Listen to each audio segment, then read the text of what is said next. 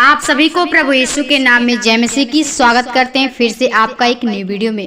मेरे भाई मेरे बहन, यदि आप इस सेशन में जुड़े हुए हैं, इस प्रेयर को आप ऑनलाइन सुन रहे हैं तो अंत तक जरूर बने रहिए, क्योंकि आज का प्रेयर आपके लिए है। और आपके जीवन में यदि किसी प्रकार की समस्या है, आप बहुत ही परेशानी में, आप बहुत दुख में है, आप बहुत तकलीफ में, तो प्रियो आप हमें कमेंट में जरूर बताइए ताकि हम आपके लिए प्रार्थना कर सके और आप भी हमारे साथ इस प्रेयर सेशन में जुड़िए, ताकि प्रभु आपको हर मुसीबत से, हर दुख से, हर बीमारी से बचाए। क्योंकि प्रियो जो यीशु मसीह है, हम लोग के जीवन के लिए ही, हम लोग के दुख को लिए ही उसने हमारे लिए लहू बहाया, हमें क्रूस पे अपने आप को कुर्बान कर दिया। तो इसलिए आप लोग प्रभु यीशु मसीह पे विश्वास करिए, क्योंकि विश्वास के द्वारा ही आप प्रभु यीशु मसीह में बढ़ सकते हैं। आपके जीवन में यदि किसी भी प्रकार की वस्तु की घटी है, आप बहुत ही निराशा में हैं, तो प्रियो आप लोग आज का इस वचन को, आज का इस प्रेयर को अपने हृदय में रखकर उससे प्रार्थना करिए और परमेश्वर से हर बातों में, हर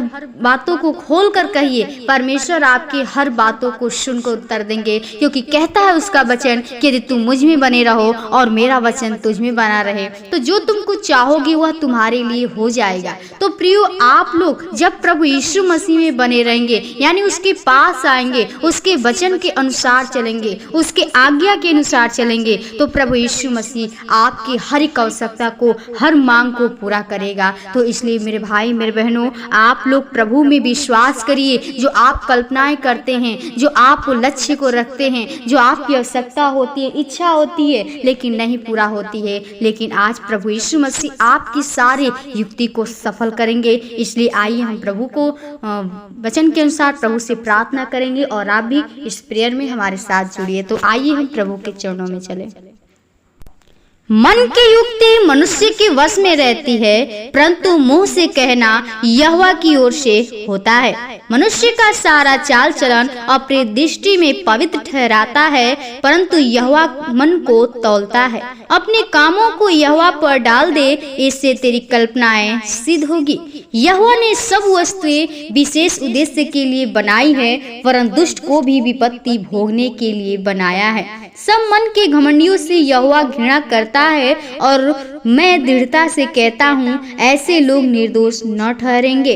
अधर्म का प्रायश्चित कृपा और सच्चाई से होता है, और यहोवा के भय मानने के द्वारा मनुष्य बुराई करने से बच जाते हैं। जब किसी का चाल चलन यहोवा को भावता है, तब वह उसके शत्रुओं का भी उससे मेल कराता है। अन्याय के बड़े लाभ से न्याय से थोड़ा ही प्राप्त करना उत्तम है। मनुष्य मन में अपने मार्ग पर विचार करता है, परंतु यहोवा ही उसके पैरों को स्थिर करता है।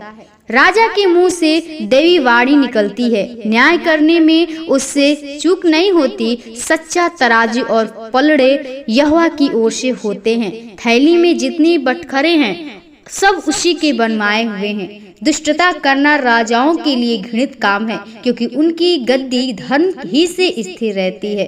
धन की बात बोलने वालों से राजा प्रसन्न होता है, और जो सीधी बातें बोलता है उससे वह प्रेम रखता है। राजा का क्रोध मृत्यु के दूत के समान है, परंतु बुद्धिमान मनुष्य उसको ठट्ठा करता है। राजा के मुख की चमक में जीवन रहता, और उसकी प्रसन्नता बरसात के अंत की घाटी के समान होती है।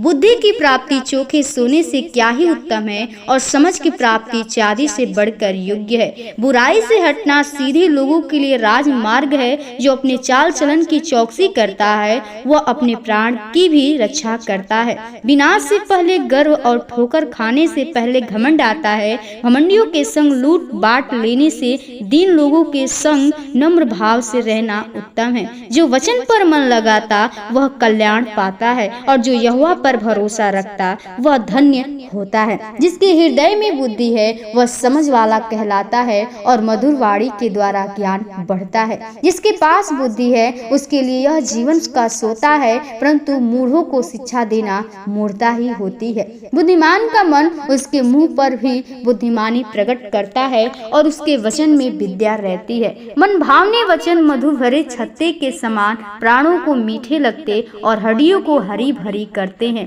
ऐसा भी मार्ग है जो मनुष्य को सीधा जान पड़ता है, परंतु उसके अंत में मृत्यु मिलती है। परिश्रमी की लालसा उसके लिए परिश्रम करती है, उसकी भूख को उसको उभारती रहती है। अधर्मी मनुष्य बुराई की युक्ति निकालता है और उसके वचनों से आग लग जाती है। टेढ़ा मनुष्य बहुत झगड़े को उठाता है और कानाफूसी करने वाला परम मित्रों में भी फूट करा देता है। उपद्रवी मनुष्य अपने पड़ोसी को फुसलाकर कुमार्ग पर चलाता है। आंख मूंदने वाला छल की कल्पनाएं करता और ओठ दबाने वाला बुराई करता। पके बाल शोभायमान मुकुट ठहरते हैं, वे धर्म के मार्ग पर चलने से प्राप्त होते हैं। विलंब से क्रोध करना वीरता से और अपने मन को वश में रखना नगर को जीत लेने से उत्तम है। चिट्ठी डाली जाती तो है, परंतु उसका निकलना यहोवा ही की ओर से होता है। आमीन।